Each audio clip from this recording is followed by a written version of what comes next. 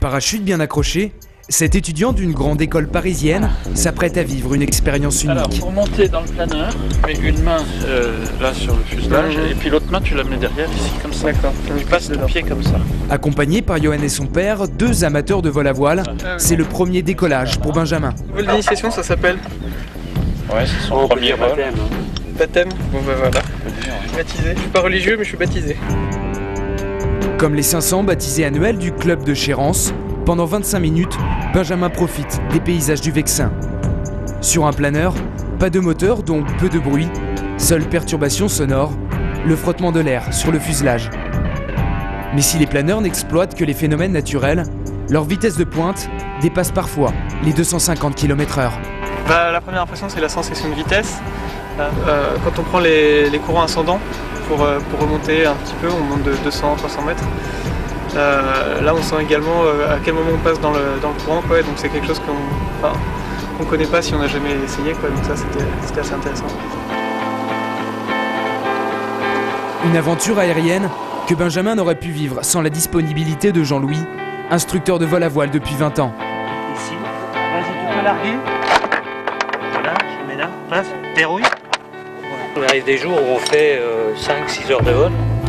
On va faire, ça m'est arrivé une fois de faire, je sais plus, 22 atterrissages dans la journée. Juliette décollage en prend. Pour 500 mètres. Oui, faut que cumulus, à gauche. Là on est décollé. L'avion ne va pas tarder. Quelques mètres plus loin, un avion remorqueur. À 110 km/h, les deux engins quittent le tarmac de Chérence. C'est-à-dire qu'on juge qu'on est suffisamment haut. Nous sommes à 623 mètres d'altitude. Le planeur est largué.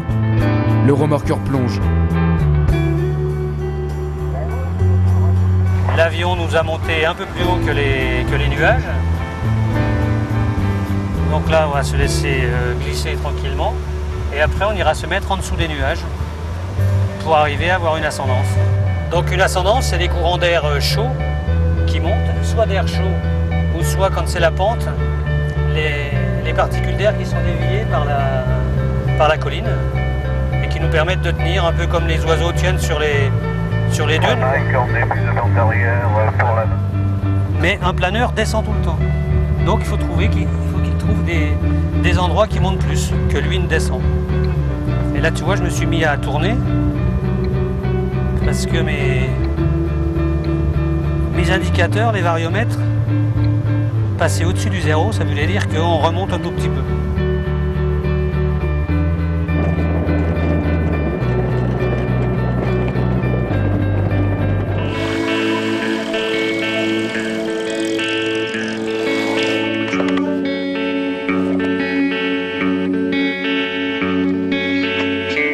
De retour au sol, nous retrouvons Philippe, instructeur lui aussi.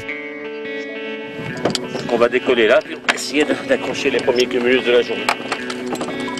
Avec un peu de chance.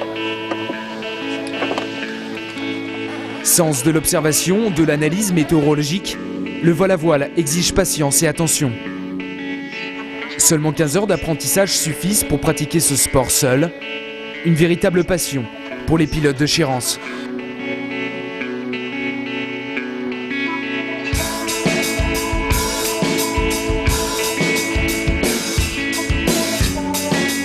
Et je me souviens quand j'étais jeune, je dessinais les hélicoptères qui passaient, tout ce qui volait me fait relever la tête. J'ai une photo de moi, je dois avoir 4 ans, et je suis en train d'écouter des avions qui passent.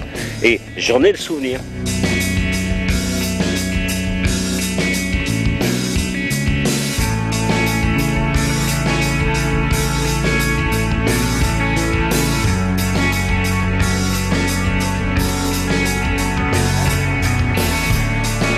Ça s'arrêtera le jour de ma mort, quoi, à peu près, hein, je pense, à cette passion d'aviation.